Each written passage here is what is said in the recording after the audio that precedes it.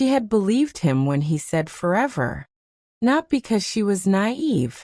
She wasn't, not anymore. But because he had said it with such careful precision, like a man laying foundation stones. Marriage. Family. A life built on something solid.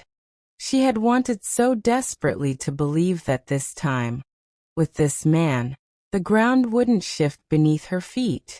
The pregnancy test sat on the bathroom counter for 3 hours before she could look at it again.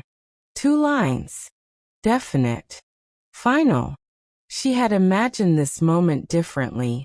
Champagne instead of tap water, his arms instead of silence, joy instead of this cold, creeping dread. She texted him first. Then called.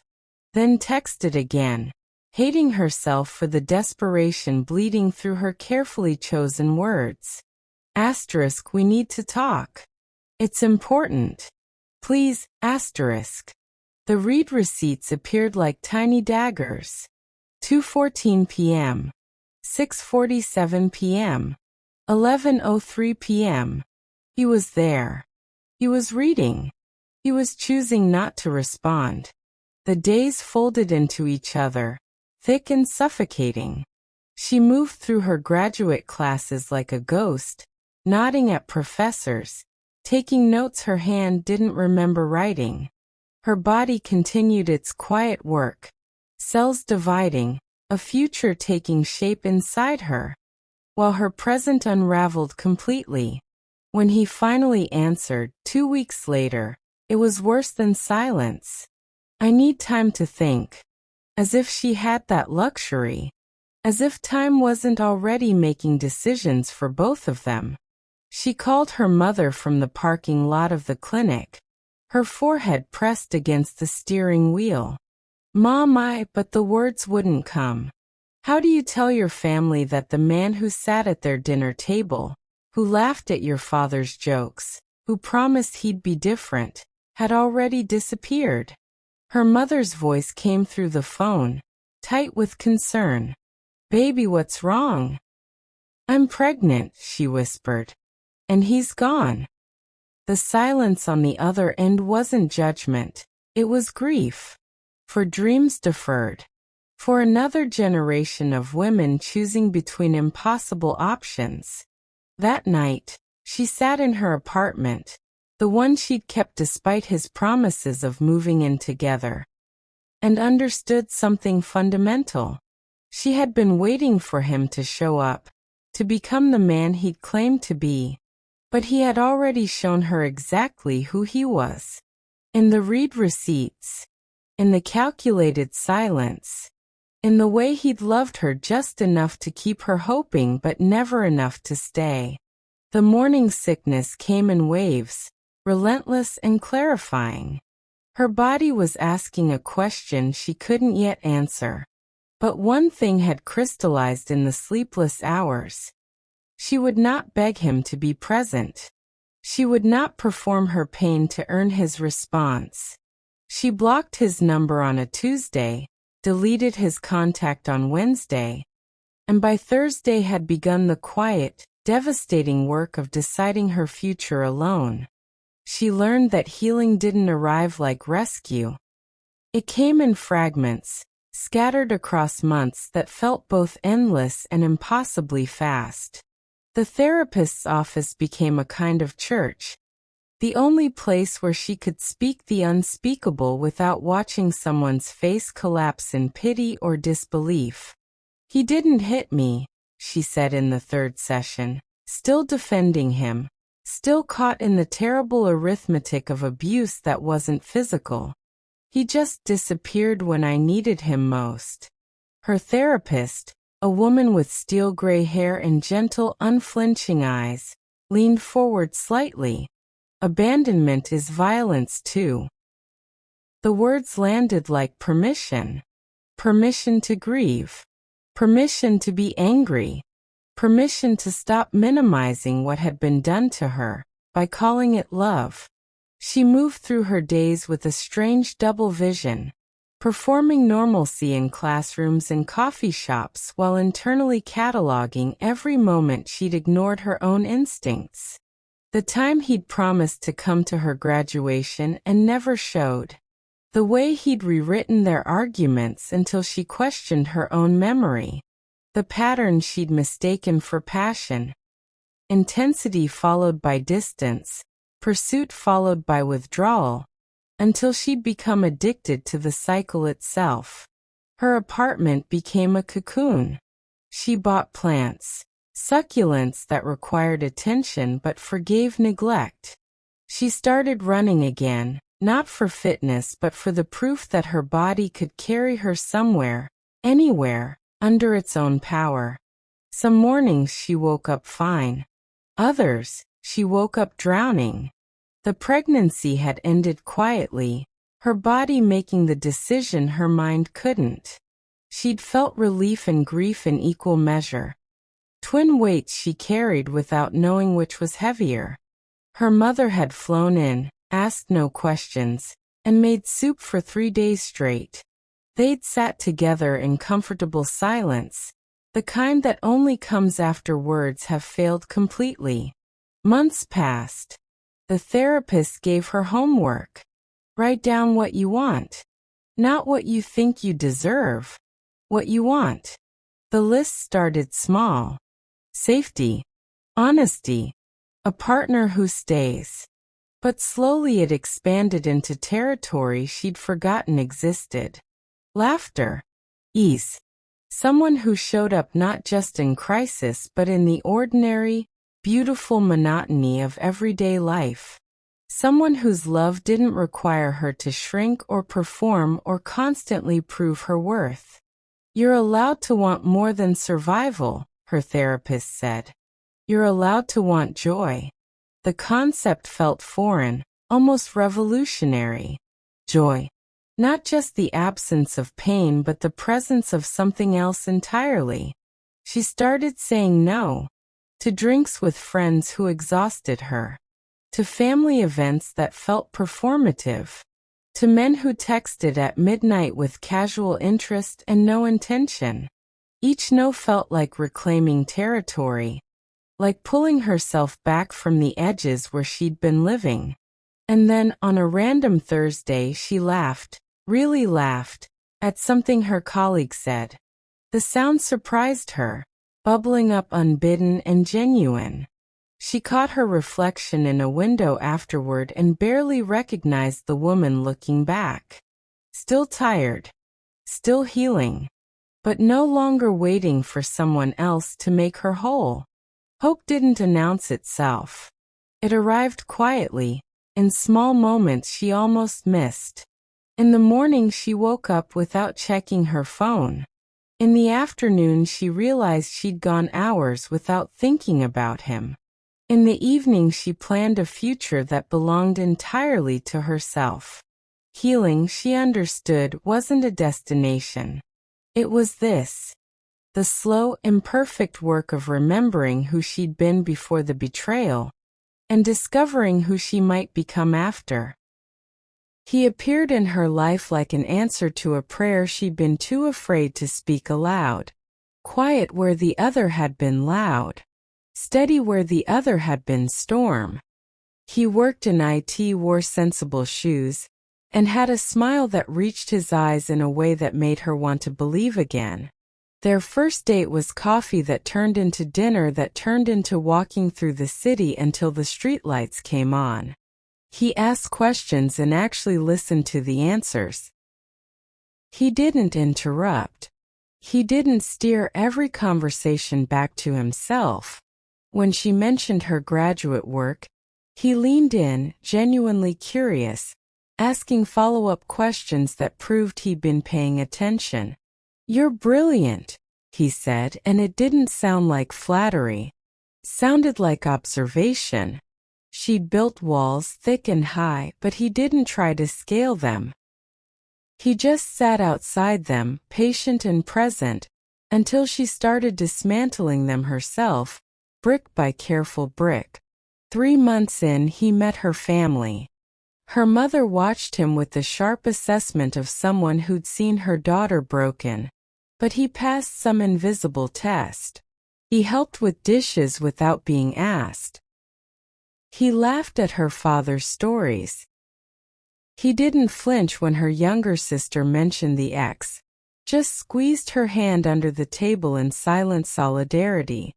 "This one's different," her mother said later, and the relief in her voice was almost painful to hear. 6 months in, they moved in together. His apartment was small but organized, everything in its place. He made room for her things without complaint. Cleared drawer space, rearranged his closet, hung her artwork on walls he'd left bare for years. They fell into routines that felt revolutionary in their simplicity. Morning coffee together. Evening walks. Weekends spent doing nothing spectacular and everything right. "I want to marry you," he said one night, not as a proposal but as a fact. They were doing dishes, her hands in soapy water, his drying. "I want to build a life with you. A real one." Her heart did something complicated, leaping and hesitating at once. Yeah. He set down the towel and turned her to face him, his hands gentle on her shoulders. "I know you've been hurt. I know trust doesn't come easy anymore. But I'm not going anywhere. I'll stay. I'll stay." The words wrapped around her like a promise, like a shelter. She wanted to believe them so badly it physically hurt. And he gave her reasons to. He showed up when he said he would. He called when he was running late. He talked about their future with the kind of specificity that made it feel real, where they'd live, what kind of home they'd buy, the family they'd build together. 2 kids, he said, tracing patterns on her back one lazy Sunday morning. Maybe 3. A house with a yard. Somewhere quiet. She let herself imagine it. Let herself fall into the fantasy of stability. Of a love that didn't come with conditions or disappearing acts. He spoke about marriage like it was inevitable, not a question of if but when. He talked about her career with pride, encouraged her applications to PhD programs, told her he'd support whatever she chose. "You deserve everything," he told her, and she'd started to believe him. The ring came on a Tuesday, modest but thoughtful, exactly what she would have chosen. He proposed in their living room. No grand gestures, just honesty and intention. "Marry me. Let me be the man who stays." She said yes through tears, overwhelmed by the impossible gift of being chosen by someone who seemed to understand exactly what she needed. Someone who spoke softly. Someone who promised safety. She didn't know yet that the quietest men could carry the loudest violence. The ring sat on her finger, catching light at odd moments, during lectures while typing notes, reaching for coffee. Each glint was a small reminder of the future she'd said yes to. The one that was supposed to feel like arrival but instead felt like acceleration. "I want to wait," she said one evening, the words arriving without preamble. They were cooking dinner, moving around each other with the choreography of cohabitation. He looked up from the onions he was dicing, confusion flickering across his face. "Wait for what?" "The wedding." She set down her wine glass, searching for language that wouldn't sound like retreat. "I want to be sure. Really sure. I want to know you completely before we make it legal." Something shifted in his expression, subtle as a door closing somewhere deep inside a house. "You said yes. I thought you were sure." "I am. She reached for his hand. "I rushed before. With him. I ignored things I shouldn't have ignored. I don't want to do that again." He was quiet for a long moment, the onions forgotten. When he spoke, his voice had gone careful, measured. I'm not him. I know. That's not what I'm saying. Then what are you saying?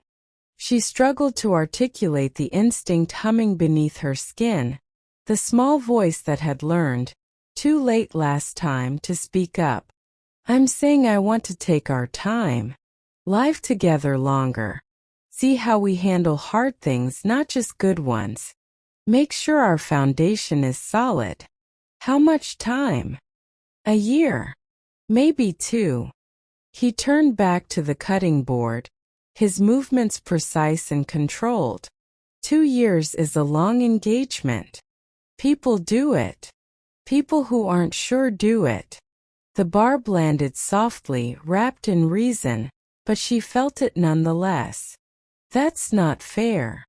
Isn't it? He looked at her then, and his eyes carried something she hadn't seen before. Calculation beneath the hurt. I proposed because I was ready. 'Cause I thought we were ready. Now you're saying you need 2 more years to decide if I'm good enough. That's not what this is. Then what is it? She wanted to explain the difference between love and certainty, between wanting someone and knowing them in all the ways that mattered when life got complicated. She wanted to say that her caution wasn't rejection. It was self-preservation, hard-won and necessary. But the words tangled in her throat. I just need more time, she said quietly. He nodded, but it wasn't agreement. It was concession. Retreat. The temperature in the room had dropped by degrees she couldn't measure but absolutely felt. The weeks that followed were strange, surface-level fine with underground tension. He agreed to wait, said all the right things, but something had shifted. His affection became measured. His future talk stopped. When she tried to discuss wedding timelines hypothetically, just to show she was still invested, he'd shrug and say, "Whenever you're ready," in a tone that suggested she'd never be ready enough. She started paying attention differently, watching how he responded when she had a bad day, how he reacted when her family called, whether he asked about her research or just nodded absently when she mentioned it. Small tests she hadn't meant to administer but found herself cataloging nonetheless. Some days he passed. Some days he didn't. You're overthinking, her best friend said over drinks. Cold feet are normal. But this wasn't cold feet. This was something else. This was the small, insistent voice that had been silent last time, now refusing to be ignored. The voice that said, slow down. Look closer. Make sure. She'd asked for time to know him deeply. What she was discovering was that he'd already started to resent her for asking. And that resentment, however subtle, was its own kind of answer. At night, lying beside him in the dark, she'd slip the ring off and hold it, feeling its weight. Wondering if certainty ever came without doubt. Wondering if she was protecting herself or self-sabotaging. Wondering if the man beside her, breathing steady and even, was still the man who'd promised to stay, or if that man had only ever existed when staying required nothing of him. She didn't have answers yet, but she was learning to trust the questions. It started with a text about his grandmother. She'd been sick for months, he said, and now she was dying. He needed to go home, needed space to deal with family things, needed her to understand that he couldn't be present the way he usually was. Of course, she'd said, holding him before he left. Take whatever time you need. I'm here. He'd kissed her forehead, grabbed his bag and walked out the door. That was Thursday. By Sunday, the texts had slowed to a trickle. Short responses hours apart. Busy with family. Will call soon. She gave him space, sent supportive messages that didn't require responses, Told herself that grief did strange things to people and he just needed time to process. By Wednesday, he'd stopped responding altogether. She stared at her phone like it held answers, watching the read receipts appear and then nothing. The same terrible pattern. The same crushing déjà vu. He was reading her messages, seeing her concern, her questions, her increasingly desperate attempts to understand what was happening, and choosing silence. Are you okay? Read. No response. I'm worried about you. Read. No response. Please just let me know you're alive. Read. No response. The ring on her finger felt like it was burning. She called. It rang through to voicemail. She called again. Same result. On the third attempt, it went straight to voicemail. He'd either turned off his phone or blocked her number. Her hands shook as she scrolled through their message history, looking for clues she'd missed. Had she said something wrong? Pushed too hard about the timeline? Been too needy, too demanding, too much?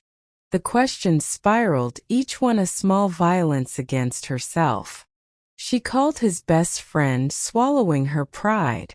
Have you heard from him? I'm really worried. A pause. Too long. Yeah, he's dealing with family stuff. Give him time. But the pause told her everything. He wasn't unreachable. He was choosing not to reach back. 2 weeks in, she drove past his apartment. His car was there. The lights were on. He was home. He was alive. He was just gone. The grief she felt was layered and complicated. Grief for his grandmother, yes, but also grief for them. For the future they planned. For the man who'd promised to stay and had instead perfected the art of disappearing. She oscillated between fury and self-blame, between wanting to bang on his door and demand answers and wanting to preserve whatever dignity she had left. Her therapist's voice echoed in her mind. Abandonment is violence too. 3 weeks in, a mutual friend mentioned seeing him at a bar, laughing with coworkers. Not grieving. Not destroyed. Just living his life as if she didn't exist. As if they didn't exist. The realization settled over her like frost. His grandmother's illness was real, she didn't doubt that, but he'd used it as cover. As an excuse to retreat without explanation, to ghost without accountability, to end things without having to actually end them. She'd asked for time to know him deeply. And now she did. She knew that when things got hard, when she asked for what she needed, when her caution threatened his timeline, he disappeared. Just like the one before him. Different package, same pattern. The anger came in waves, hot and clarifying. She'd done the work. She'd healed. She'd been careful. She'd asked the right questions, moved slowly, protected herself. And still, somehow, she'd ended up here again. Staring at her phone, waiting for a man who'd decided she wasn't worth a conversation. She took off the ring on a Tuesday night, set it on the bathroom counter, and looked at her reflection. Older now. Tired. But not broken. Not this time. She'd survived the first vanishing. She'd survived this one too. But the small voice inside her, the one that had tried to warn her, the one she'd half listened to, was screaming now. Screaming that the pattern wasn't coincidence. That maybe the problem wasn't just the men who left. Maybe it was also her inability to see them clearly before they did. She blocked his number. Not out of hope that he'd notice or care, but because she needed to close the door herself this time. Needed to be the one who chose to walk away from silence. The apartment felt enormous and empty. The future she'd imagined, the house, the kids, the quiet life, dissolved like sugar in water. She sat on the floor of her living room, surrounded by the life they'd started to build together, and let herself feel all of it. The grief, the rage, the humiliation, and underneath it all, a question she couldn't escape. How many times could a person be left before they stopped believing anyone would stay? The nausea came first, relentless and unmistakable. She told herself it was stress, her body's response to abandonment, to the emotional whiplash of another man evaporating from her life. She told herself it was the lack of sleep, the inability to eat, the way grief had colonized her entire system. She told herself everything except the truth she already knew. The pregnancy test sat in the CVS bag for 2 days before she could bring herself to open it. She knew what it would say. Her body had already told her in a language she'd learned to read 4 years ago. The tender breasts, the metallic taste in her mouth, the exhaustion that felt like drowning. When she finally took the test, she didn't wait the full 3 minutes. The second line appeared immediately, bold and unambiguous, like the universe had been waiting to deliver this particular punchline. She sat on the bathroom floor and laughed, a sound that bordered on hysteria. Of course this was happening. Of course the man who'd promised to stay, who'd spoken so carefully about building a family, had left her with the exact thing he'd said he wanted, just not with her anymore. The joy came in flashes, unbidden and complicated. A baby. She'd wanted this. They'd wanted this, or at least he'd said they did, back when his words still meant something. She pressed her hand to her still flat stomach and felt the terror and wonder collide so violently she couldn't breathe. But the terror was louder, sharper, more immediate. She was 34 now, deeper into her PhD program, more financially stable than before but still precariously balanced on the knife's edge of academia. She had no partner, no support system beyond her family, who'd already watched her go through this once. The shame of it, the repetition, the pattern felt suffocating. She called her best friend first, the words tumbling out incoherent. "I'm pregnant. He's gone. I'm pregnant and he's gone and I don't know what to do." The silence on the other end wasn't judgment, it was shock. "Oh honey. Oh God. I know how this looks. Fuck how it looks. Are you okay?" She wasn't sure how to answer that. She was sitting on her bathroom floor, staring at a positive pregnancy test from a man who'd ghosted her mid-engagement, and some part of her, some small impossible part, was happy. Which meant no, she definitely wasn't okay. Her mother's reaction was quieter, more complicated. "What do you want to do?" Not judgment, just the question. The same question from 4 years ago, coming back around like a boomerang she'd never managed to outrun. "I don't know," she whispered. "I wanted this. With him. With someone. But not like this. Not alone again." "You're not alone. You have us." But that wasn't the same thing, and they both knew it. Having family support wasn't the same as having a partner who showed up, who stayed, who chose her and their child every single day. She'd already learned that lesson the hard way. The appointment with her doctor confirmed what she already knew. 6 weeks. Healthy. Viable. The doctor's voice was carefully neutral as she discussed options, timelines, resources.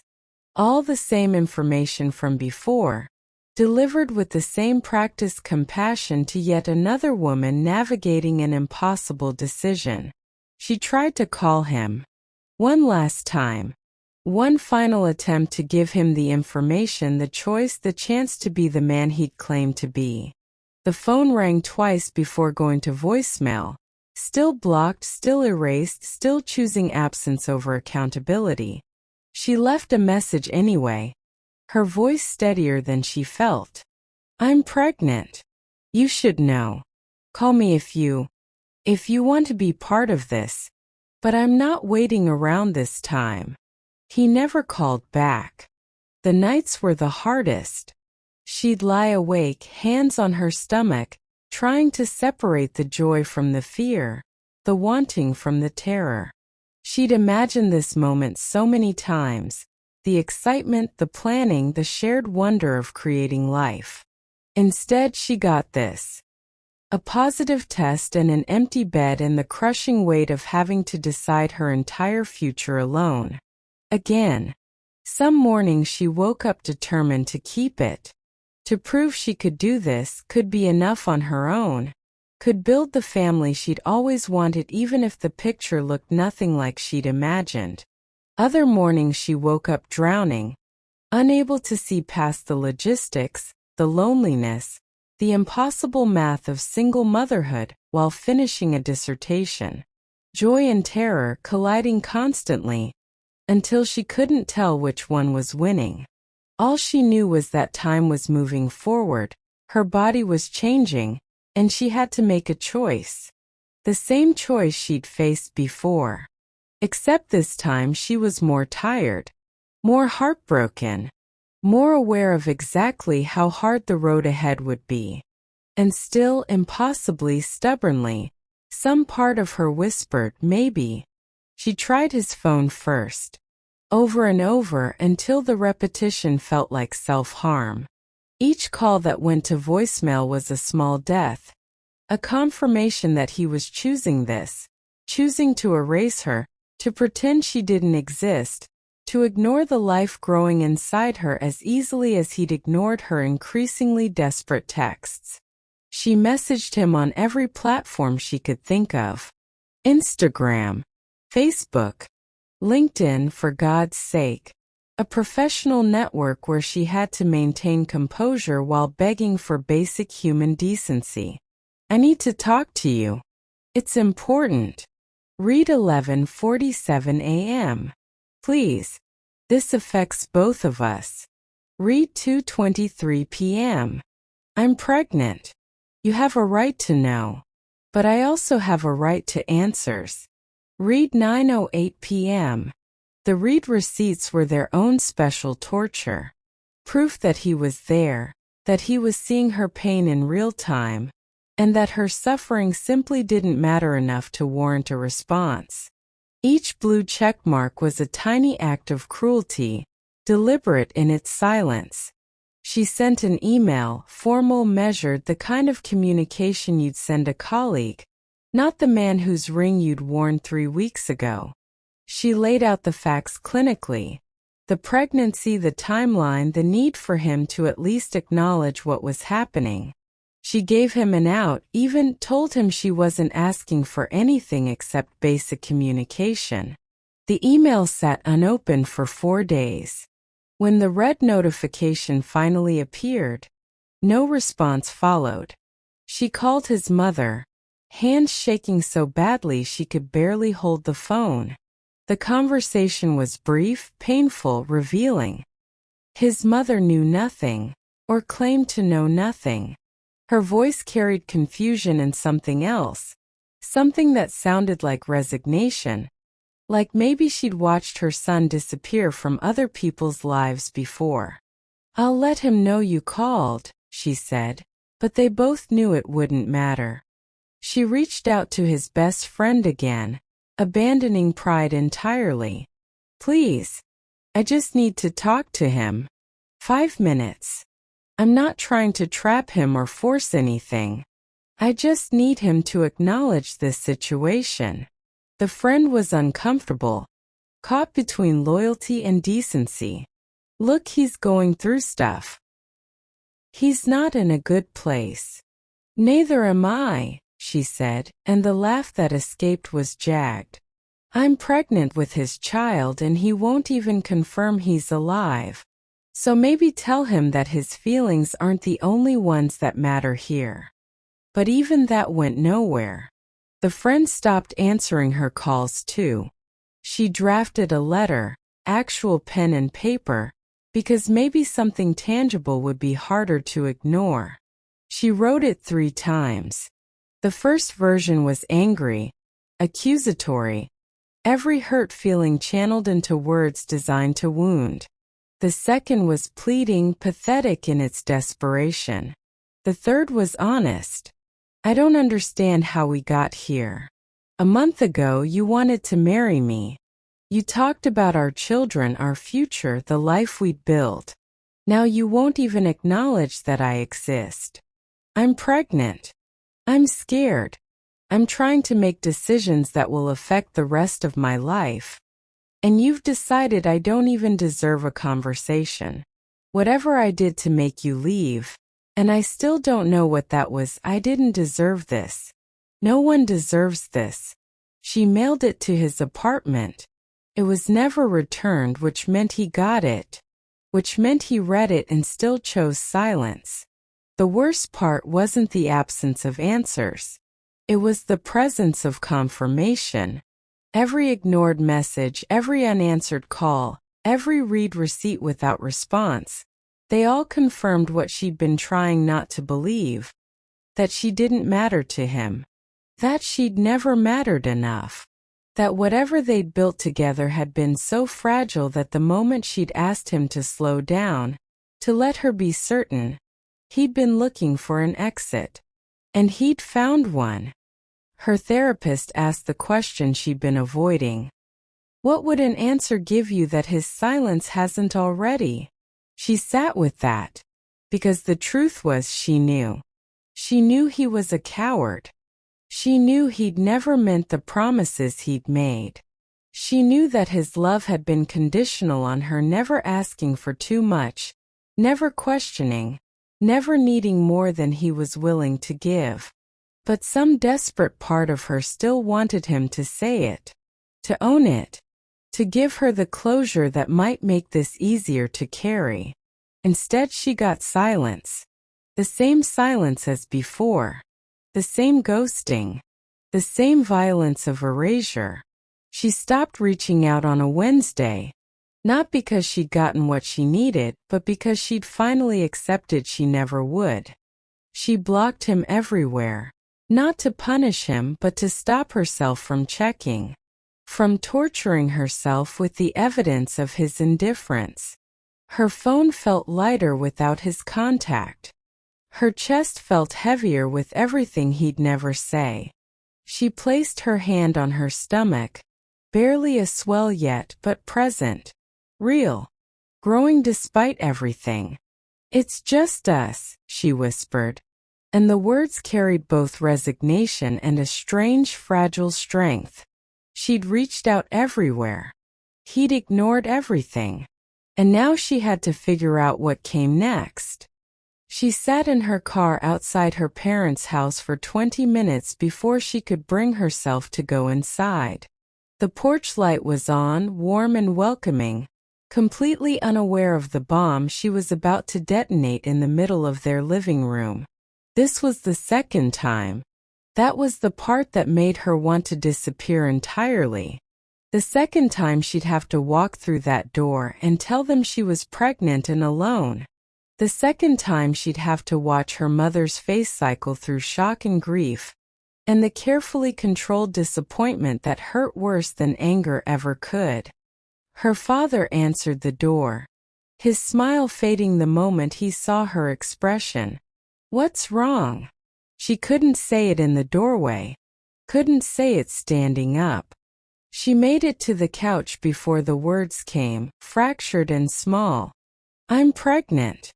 And he's gone. He won't talk to me. He just left. Her mother's hand went to her mouth. Her father sat down heavily, like his legs had stopped working. The silence stretched out, thick and suffocating, filled with everything they weren't saying. Again, her mother finally whispered, and the single word carried the weight of every fear she'd had for her daughter. Every hope that this time would be different, every prayer that her baby girl wouldn't have to walk this road twice. I know. Her voice cracked. I know how this looks. I know what you're thinking. What am I thinking? Her mother asked, and it wasn't cruel. It was genuinely asking, like she didn't trust herself to speak her thoughts aloud. That I'm making the same mistakes. That I don't learn. That I'm... She couldn't finish. The shame was a physical thing crawling up her throat, choking her. Her father's voice was quiet, measured in that way that meant he was trying very hard not to say something he'd regret. We need to tell the family. The family. Extended aunts and uncles and cousins and grandparents who'd all celebrated the engagement. Who'd all asked about wedding dates and expressed relief that she'd finally found someone stable. Who'd all breathed easier thinking she'd settled down, gotten it together, stopped being the one they worried about. I can't, she said. I can't tell them. Not yet. They'll need to know eventually. I know. But I can't. She pressed her hands to her face. I can't watch Auntie Grace look at me like I'm a cautionary tale. Can't listen to Uncle James make comments about being more careful. Can't see it in everyone's eyes that they're thinking I'm the family disappointment. You're not a disappointment, her mother said, but the words came slowly, like she had to reach for them. Aren't I? The question hung there, raw and honest. 34, unmarried, pregnant for the second time by a man who ghosted me. What would you call it? Her mother moved to sit beside her, and for a moment neither of them spoke. When her mother finally did, her voice was thick with tears. I call it my daughter in pain. I call it a man who didn't deserve you making choices I wish I could protect you from. I call it complicated and hard and unfair. But she didn't call it okay. And that absence echoed. The community expectations sat on her shoulders like concrete. She came from a culture where marriage came first, children after, and anything out of order was whispered about in church basements and at family gatherings. She'd felt those whispers 4 years ago. The sympathetic head shakes. The bless her heart-s that meant anything but blessing. Now it would be worse. Now it would be. She did it again. Poor thing can't seem to keep a man. Her best friend's mother called, ostensibly to check in but really to fish for information. I heard about you and Derek. Such a shame. You two seem so solid. The subtext was clear. What did you do wrong? These things happen, she said, keeping her voice neutral, not yet ready to add, and I'm pregnant, to the neighborhood gossip chain. Well, you're still young. Plenty of time to find the right one. She was 34 and pregnant. She was running out of time for everything. Her sister tried to help, messaging her. Fuck what anyone thinks. You do what's right for you. But her sister was married with 2 kids and a husband who'd never once considered leaving. Easy to say fuck the opinions when you weren't the one carrying the shame. The fear of disappointing everyone was its own kind of prison. She caught herself rehearsing explanations, justifications, ways to frame this that might make it more palatable. We were engaged. He seemed stable. I did everything right. As if doing everything right entitled her to a different outcome. As if her careful choices could have prevented a man from choosing to disappear. She thought about her grandmother, who'd raised 5 children alone after her husband left in the 60s. Her grandmother who'd endured decades of whispers and judgment, who'd held her head high at church while people speculated about what she'd done to drive him away. Her grandmother who'd told her once fiercely, "People will always talk. The question is whether you let their talk become your truth." But knowing that intellectually and feeling it emotionally were 2 different things. She was terrified of the baby shower that wouldn't happen, the congratulations that would be tinged with pity, the way people would lower their voices when she entered rooms. Terrified of being the cautionary tale her cousins told their daughters. Be careful or you'll end up like her. Most of all, she was terrified that maybe they were right. That maybe there was something in her that attracted men who left. Something broken or insufficient that she couldn't see but they could. Something that made her unworthy of staying for. Her mother found her crying in the guest room later that night. Sat beside her on the bed and held her while she sobbed out everything she'd been holding in. "I'm so tired of being strong," she whispered. "I'm so tired of figuring it out alone." Her mother stroked her hair, and when she spoke, her voice carried its own grief. "I know, baby. I know." They sat like that for a long time, two women holding the weight of expectations neither of them had chosen but both of them carried. The decision didn't come in a moment of clarity. It came in the accumulation of days when she simply got out of bed, made coffee, went to campus, sat through committee meetings where professors debated footnote formatting, while her entire life was unraveling, came home, ate something, slept, repeated. Survival wasn't dramatic. It was this. The relentless, unglamorous work of continuing to exist when part of her wanted to stop. She was 12 weeks along when she finally said it out loud to her therapist. "I think I'm keeping it." "You think or you've decided?" "I've decided." The words felt both terrifying and inevitable, like standing at the edge of a cliff and stepping off anyway because staying still somehow felt worse. "I don't know how I'm going to do it, but I'm doing it." Her therapist leaned forward slightly. "What changed?" "Everything. Nothing." She'd run every scenario 1,000 times.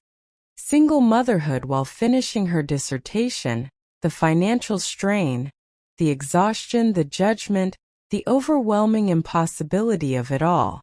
She'd made lists of pros and cons that never balanced, searched her heart for certainty that never came. "I realized I was waiting to feel ready," she said. "Waiting for it to make sense. Waiting for some sign that I could handle it. But I'm never going to feel ready. And I've already lost too much waiting for men to decide I'm worth staying for." This wasn't about him anymore. It wasn't even really about the baby, not entirely. It was about refusing to let his abandonment dictate one more thing about her life. He'd taken her trust, her peace, her plans. He didn't get to take this too. The survival math was brutal and practical. She sat down with spreadsheets and calculated daycare costs against her graduate stipend. Called her department chair to discuss maternity leave policies for PhD candidates. A conversation that revealed just how few accommodations existed for women in her position. Started researching single mother support groups, government assistance, family housing. Victory would have looked like a partner who stayed. Like shared midnight feedings and someone to hold her hand during ultrasounds. Like building the family she dreamed of with love, as the foundation instead of stubbornness as scaffolding. This wasn't victory. This was tria. Her mother came over one evening and found her surrounded by paperwork. Financial aid forms, WIC applications, hospital pre-registration. She didn't say anything, just started helping her sort through it, highlighting sections, explaining bureaucracy with the weariness of someone who'd navigated similar systems before. "You're sure about this?" her mother asked quietly. "No. But I'm doing it anyway." Her mother nodded, and something in her face shifted. Not quite approval but recognition. Understanding that sometimes you don't get to choose from good options, only from possible ones. The morning sickness had finally subsided, replaced by exhaustion so profound she felt like she was moving through water. She'd fall asleep in the library, wake up disoriented between stacks of research journals. Her advisor noticed, asked carefully if everything was okay. She gave him the abbreviated version. Pregnant, doing it alone would need some flexibility with deadlines. He'd looked uncomfortable, the way men often do when confronted with the physical realities of women's bodies and choices. But he'd agreed to work with her, which was something. Small mercies. She started telling people. Not everyone, she wasn't ready for that, but her small circle. Each conversation was its own kind of survival, forcing herself to say the words without apologizing for them. I'm pregnant. I'm keeping it. Yes, I'm alone. No, I don't want to discuss it further. Some people surprised her. The colleague she barely knew who dropped off maternity clothes without fanfare. The neighbor who offered to babysit once the baby came. The professor who'd seemed traditional and judgmental but pulled her aside to say, "My mother raised me alone. You're stronger than you know." Others disappointed her, but she was learning not to be surprised by that anymore. She went to her first prenatal appointment alone, filled out forms that asked for the father's medical history with unknown in every blank. Sat in a waiting room full of couples, their hands intertwined, their excitement palpable. Felt the particular loneliness of being surrounded by people experiencing joy she'd expected to share. The ultrasound technician was kind, turning the screen so she could see. The heartbeat was strong, steady, and possibly fast. A tiny flutter on the screen that somehow contained an entire future. "Do you want pictures?" the technician asked. She nodded, unable to speak past the emotion clogging her throat. Not quite joy, too much fear for that, but something adjacent. A maybe. Terror. The profound recognition that this was real, was happening, was hers to figure out. She taped the ultrasound photo to her bathroom mirror. Not as celebration, but as evidence. Proof that she'd made a choice and was living with it. That survival sometimes meant moving forward without knowing how the story ended. She still had hard days. Days when she scrolled through his social media before remembering she blocked him. Days when she saw pregnant women with attentive partners and felt rage so hot it scared her. Days when she questioned everything.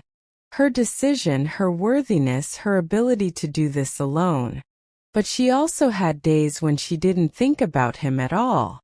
Days when she felt her body changing and felt wonder instead of fear. Days when she caught herself planning, nursery colors, baby names, the life she'd build with this tiny person who hadn't asked to be born into complicated circumstances, but would be loved anyway. Survival wasn't victory. It wasn't the ending she'd wanted, the family structure she'd hoped for, the love story she believed in. But it was hers. Messy and imperfect and frighteningly uncertain, but undeniably, stubbornly hers. And some days that was enough to keep going.